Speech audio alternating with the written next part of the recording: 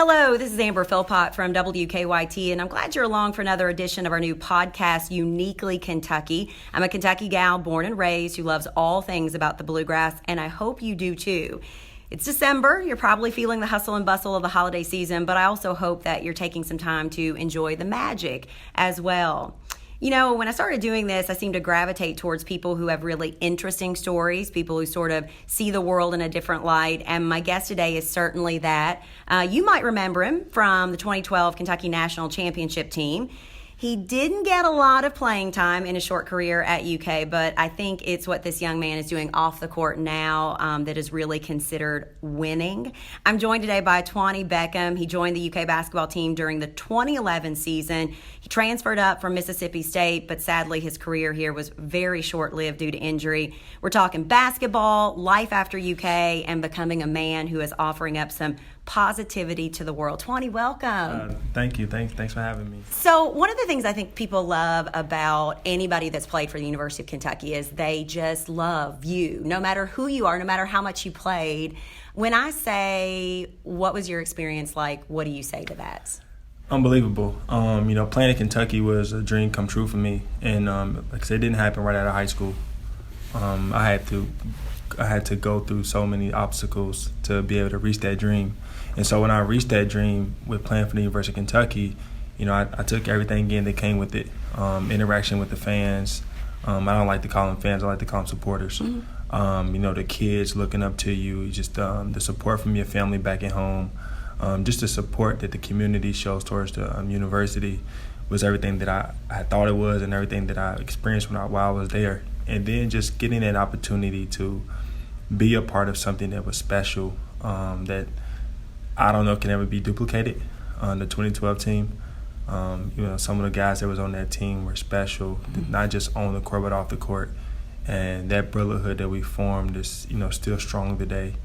And I couldn't have asked for a better situation to transfer out of Mississippi State to go into. And it was something that it had to be destined because when I transferred from Mississippi State, I had no idea where I was going.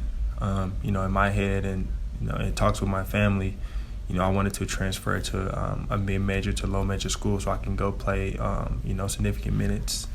And when I got the opportunity to go to Kentucky, I not only looked at it from a basketball standpoint, I looked at my future. What can my future look like? I love Kentucky. I love Lexington. I love Louisville. So I looked at it from that standpoint is if I go here and not play second, will I be happy? And I had some tough times throughout that journey when I wasn't happy. And, because I thought I'm a competitor. So I thought that, I should be playing. I was putting in enough or just as enough practice time as everybody else, even working harder than some other people. So I thought I should be playing.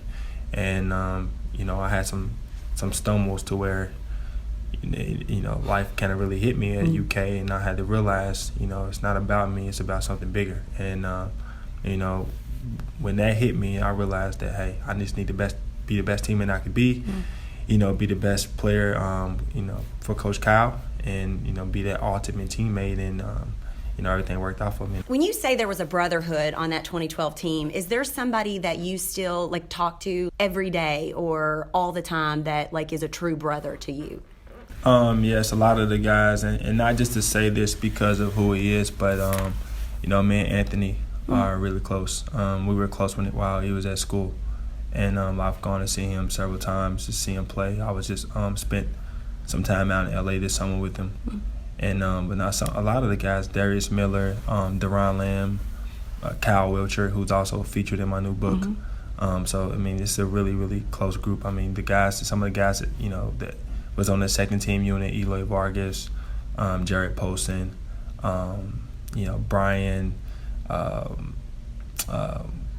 Sam Malone, we're all close. Yeah. Yes. Gosh, that was a fun run. That was a super fun run. So you are the author of not one, but two books now. You had Full Court Press, Conquering Adversity Under Pressure. That's your first. Yes. And I think in that book, it was kind of an introduction of you, right? You learned so much about just you growing up. In that book, one of my favorite parts is you driving through the snowstorm to come meet with Cal to talk about transferring. Yes. I think school for UK was going to start 2 days, in 2 days. And I still didn't have an idea where I wanted to go to school. I was getting interest from, the mid-majors to low majors. And Kentucky came out of nowhere. I got a call one day, and someone was like, "Hey, do you want to meet with Coach Kyle to potentially walk onto the basketball team?" And initially, I thought, "Walk on? No, I'm not walking on." And I would rather go play at a small school for not say free, but on a scholarship before I go walk on anywhere. And I said, "Well, let me go see what Coach is talking about." So it was snowing really, really bad that the next morning after the call. And I almost called it canceled, and because I think the car I was driving at the time, wasn't the best. I'm in college, it wasn't the best car, but something in me just told me to drive, through this snowstorm. I got up here, and it was like a shock, like a dream come true. Because even while at Mississippi State, I watched every Kentucky game. I was a fan of the program, and when John Wall and all those guys came, Cal's first year, I was at Mississippi State, and it was just like surreal, just to be sitting across the desk from him. And, he looked me in my eyes and told me, you can come here and walk on, but don't expect any playing time. Don't expect anything to be given to you. And I kind of stepped back from the situation, and I looked at it as if, I'm a Division I player too. Mm-hmm. And I knew from my competitive drive that all I had to do was get on the floor, get in practice, and Coach can see, what I'm about, what I can do, some of my abilities that he didn't know about. And so, it wasn't a decision I had to think about. As soon as he told me, you can join the team as a walk-on, I was willing to, do whatever. I went into the situation thinking I was going to have to, pay for school somehow. Yeah. How, I don't have an idea, but I told him right then and there, Coach, I'm coming. It's something I didn't have to think about. This next thing you know, the news hit the media, and then the media blew up, and I was a new person again. And like a week into practice, I don't think a lot of people know this, but a week into practice, so I never had to pay for school. Oh, that's awesome. Yeah, week into practice, I was had probably my best 3 practices ever. Yeah. And, Coach called me to his office and said, "Hey, we got a scholarship for you." Wow. Yeah, so I called. That had to be a huge weight lifted off of your back. Like, you probably then played, like, the best basketball, right? Yeah, I did call home to my mom and said, we don't got to worry about no loans. My school's going to be paid for. I'm on scholarship at the University of Kentucky. Yeah. So you got to think about what I felt like right then and there. That's awesome. And after that, everything was sweet. You grew up in Louisville, and if people followed you, they would know this, but in the book, you talk about growing up on 10th and Muhammad Ali Boulevard. Mm-hmm. You came out of some of the toughest projects in Louisville. Is it Beecher Terrace? Is that right? Terrace, yes. And I remember reading that you said there were 2 ways out. You either got an education or you went to prison. Yes. I don't want to kind of interrupt it, but can you open the first? Open my first. Mm-hmm. Yeah, open up several pages and you will see exactly where I came from, right there. Wow. So when you look at that photo, and this is in his new book, Pressure, when you see this photo and that's you there. Me, right here. Right there, all right. What do you see? What do you think back to when you see that photo? I see my best friend that is no longer with me. Mm-hmm. Got killed and murder is still unsolved. I see several other friends that I would play with every single day. That have been murdered, and some who have murdered other people. And this is just a small sample. I mean, I can name 20 to 30 of my friends easily that are not here with us. What was different for you? Because I know that's a fine line. I mean, you grew up with all of those kids the same way. The same group of friends. What was different for me, I think, is my athletic ability allowed me opportunities that others didn't get. I had people reach out to me because I was so good in basketball. I was so good in football. So I had those mentors and those coaches kind of taking me under their wings at an early age, telling me what my potential could be, telling me, I had the opportunity to go either the NFL or the NBA. A lot of people don't know, but my favorite sport is football. My favorite sport is football. And so just having those people in my ear at a young age that some of my friends probably didn't have, we all didn't have fathers. None of us really had fathers. We all had single mothers, but just having those influence of coaches in my ear telling me what I could become if I went down a different road. Did you ever have that crossroads? I mean, because that's tough. Like, you know that you can go this way, but you know you've got some folks that are pulling you that other way. Yes, I struggled with it up until I would say high school.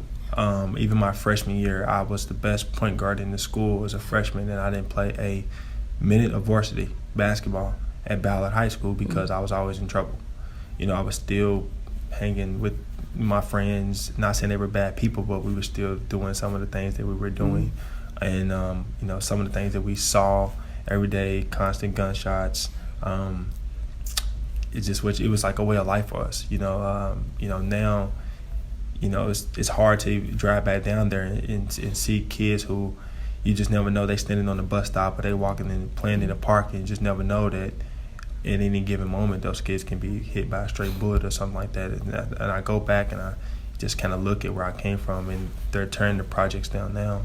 Wow. It's just so surreal. You know, somebody from there could make it to be a national champion, write 2 books, be able to go back and give back, and it's just amazing. So that's, you know, what I live for today, is trying to create more people like me. And that's tough too, because sometimes you don't want to be that person that comes back and, let's say, preaches to other people. It's a fine line too. So let's talk about that. You literally, you know, basketball, you had career-ending back surgery, and you go on to graduate. We'll talk about that in a minute. But now you really have devoted your life to really giving back. And I know one of the things that you really look at is changing the culture. Yes. How do you even begin? That's a big task to take on. Yes. I've always been an anomaly, like I said, from the time I was young. And it's a role that I've taken and I've kind of fell into, and it's given me purpose.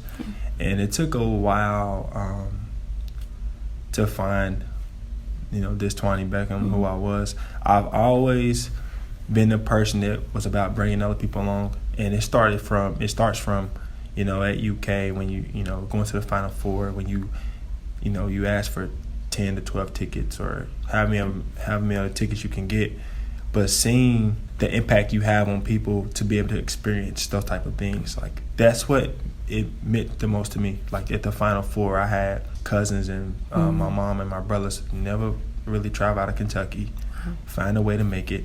My cousins, big diehard UK fans, they at the Final Four. Like, you know, they sitting close to the floor at the Final Four. And, you know, seeing the way it impacted them, taking them out of their environment, changing their culture, for them to experience something different, was something I knew I wanted to do, not just for them, but for people like me, to go back and, you know, maybe give or spread light on things I've experienced, to let somebody in that environment know or see somebody who has experienced it. So it's a fine line between trying to preach and just going back and being an example. So I don't, and that's one thing that I've kind of mastered, is I try not to preach, but I'm all about example over opinions. Yeah. You know, I don't go back and say, hey, you should be doing this, you should be doing that. I don't tell you or tell a kid or tell a parent what to do. I just say, hey, this is what I've done. This is how I applied this to my life, and this is what it's done for me. Now, you can try that or you can try this. Yeah, and I think sometimes just laying it out on the table and just being really real with people goes a long way, doesn't it? So you, we're not going to go back and hash, because I think it's painful when we talk about your situation of I always, when I read your book, I feel how you were connected to this team. You wanted to be a part of UK, but it just wasn't in the cards for you. I mean, no matter how hard you work. So you have back surgery. You have what, 2 herniated discs? 2 herniated discs in my back, and then I had double hip surgery as well. Wow. So you then go, okay, basketball is not going to sustain me the rest of my life. I got to get my education. So you did. And one thing that I love about your first book, because I haven't gotten a chance, because I just got my copy of the second, but I love the foreword written by John Calipari. And I think that this says a lot about what he really instills in a lot of his players and how his players, but it says there are moments in every coach's career when he looks back and reflects on some of the accomplishments throughout his career. I've been fortunate to experience so many of them, and I'm blessed to carry around an unbelievable pride for some of those moments. One of those prized memories that will forever stand out for me is seeing Twany Beckham walk across that stage and get his college degree. Not everybody gets that said about them when they got their college degree. I got mine, walked across the stage, mom, dad said, good job. Twany, what does that mean to you? It meant a lot because, at that point I changed my culture. And so I changed the culture of my family. And I know for many to come, I'm a college graduate. Yeah. Never seen anybody in my family be a college graduate. It was the first.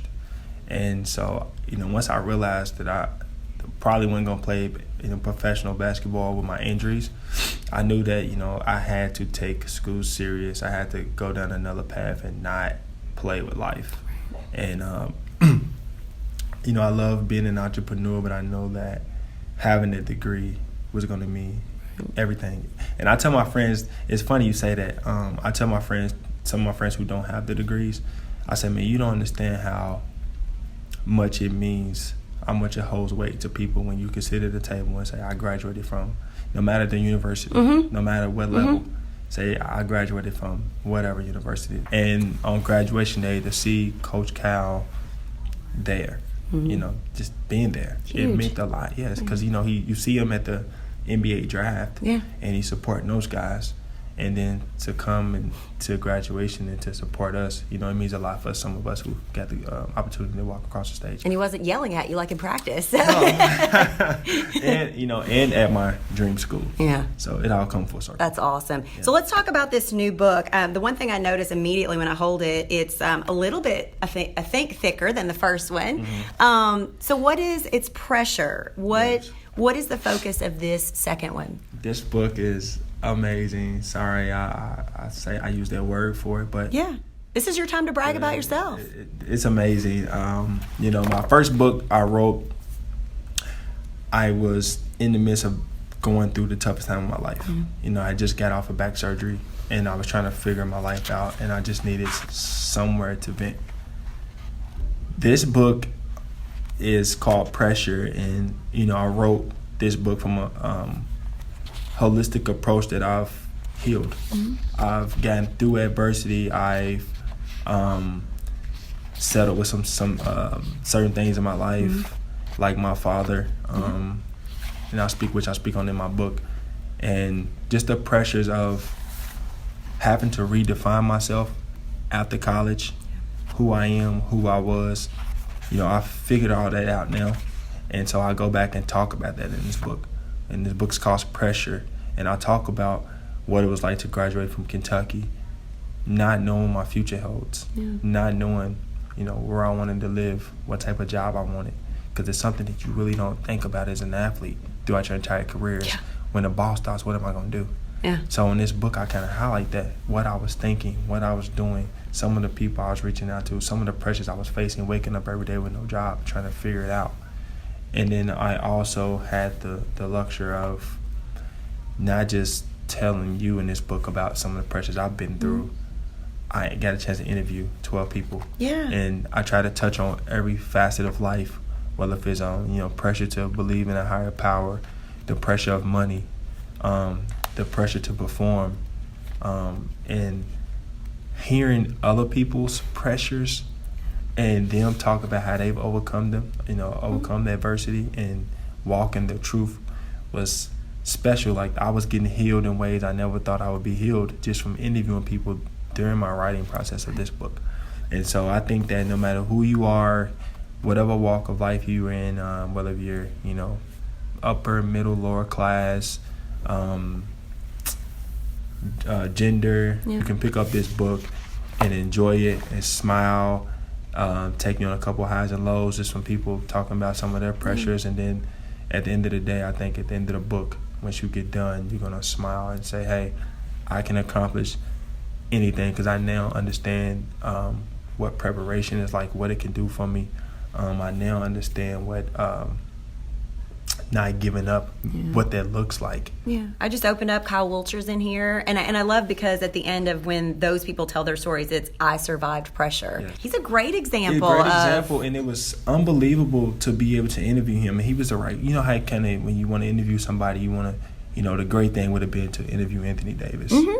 But I looked at somebody that was on my team that I knew struggled. Yeah. Struggled, with, he didn't play as much as a freshman. Right.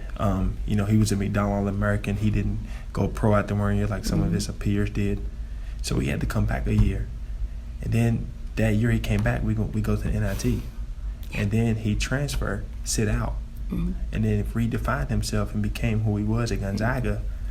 So he was somebody how did you get through that? I wanted to understand how you, because our stories were kind of similar, having to transfer, redefine yourself. I wanted to know how you got through that. And with Cal being my teammate for 2 years, you just don't have those type of conversations. Guys aren't that mature to even talk about that. Yeah. So, your focus is really just basketball. When I think moving forward, when you're in college, you should have some of those life conversations with your teammates, just to get to really know them. But that's some things we didn't do, of course. But I learned a lot about Cal just from interviewing him. Where do people find either book if they want one? You can. My first book is up on my website, okay. Twany Beckham. Well, both books are on my website, okay. TwanyBeckham.com. But my second book is on Amazon.com. Awesome. That's big time when you hit Amazon. All right, as we get ready to wrap up here, here's some rapid fire questions. If I say best moment on the court ever. Was the fireworks going off in New Orleans. Yes. Worst moment on the court.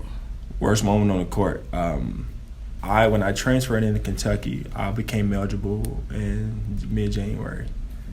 And this was like one of those times I talk about pressure, struggling with it at UK, even though I was living my dream, playing at my dream school. We played, the game I was going to be eligible was University of Chattanooga. And that school recruited me. Like, they offered me a scholarship out of high school. I was like their prize recruit. And of course I didn't go there because I ended up going to prep school. Right. But the coach, had said in the media how he was looking forward to, playing against me, and it was going to be my debut game. So that week in practice, I got in a lot of attention was on me. How does Twany fit in with the team? I was getting interviewed by all the news people, and I don't even know if I played a minute. I probably know what this answer is going to be, but your biggest inspiration in your life?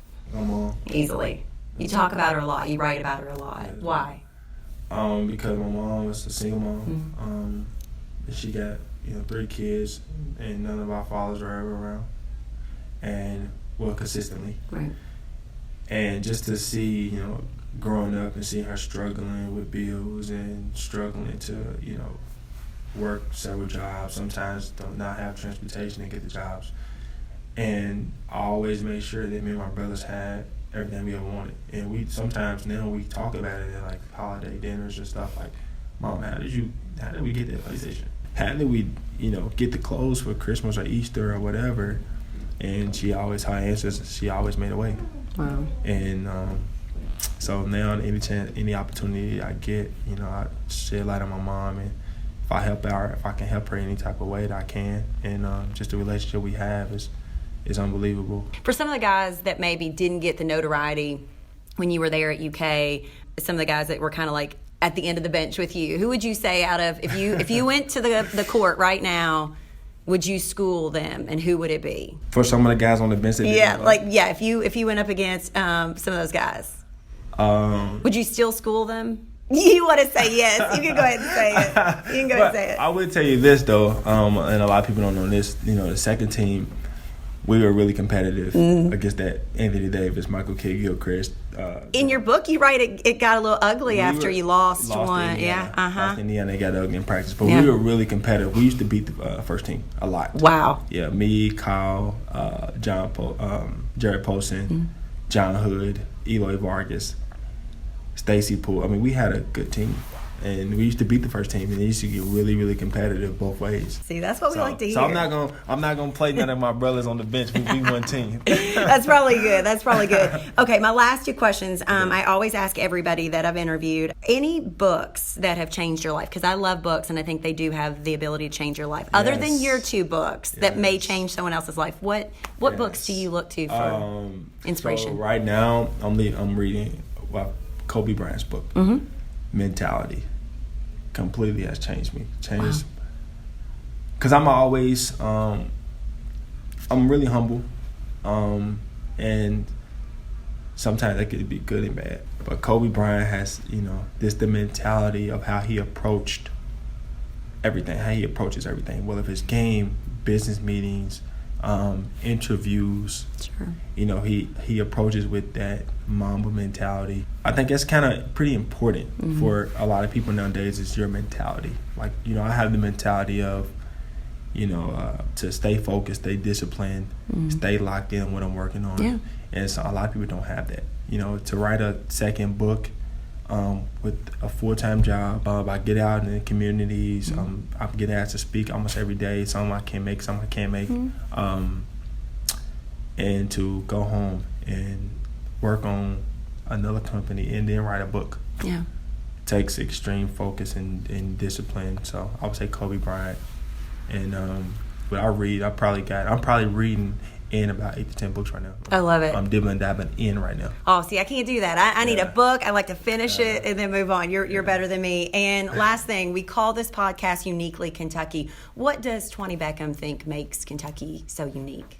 What makes Kentucky so unique as a state as a whole is you have 2 universities who people die for. Yeah. And the interesting thing about my life and how I fit into that is I'm from Louisville, and I love the University of Kentucky with everything in my body. But I don't hate the University of Louisville. Sure. They're not playing us. I root for them, and I want them to do well. And so from that standpoint, just the camaraderie that sports brings in this state, the togetherness. And I know there's a lot of trash talking that goes on back and forth, but nothing brings people together, I don't think, like anywhere with basketball and football in the state. It's pretty special. I mean, pretty I don't claim to know what you know because you've been there and you've been under the spotlight and the pressure, but I know from a journalist that's been doing this 15 years, it is the most special thing to be at a national championship game and realize that you're in the middle of something that has brought so many different people together. And I think I heard you say this too, you don't really call them fans or supporters because you've got people that they spend their last dime potentially. Yes. It bothers me when people say, I like to thank my fans. Yeah. That bothers me. You would never hear me say that. I wish people went away from that. Yeah. But I know sometimes it's just, it's what happens. That's what's been the word for so many years. But, I don't like when people say, I want to go meet the fans. They make it all possible, that's for sure. Make it all possible. Well, I want to thank Twany Beckham. He's certainly using his story to change the culture. As he said, you can find his books at TwanyBeckham.com. You can also find his second one, Pressure, now on Amazon. He's pretty proud of it, so go check it out.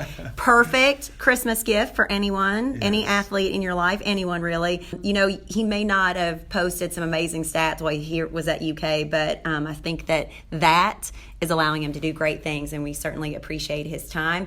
Again, thanks for joining us here for a great conversation, and until next time, I'll see you on WKYT, and look us up. This is Uniquely Kentucky.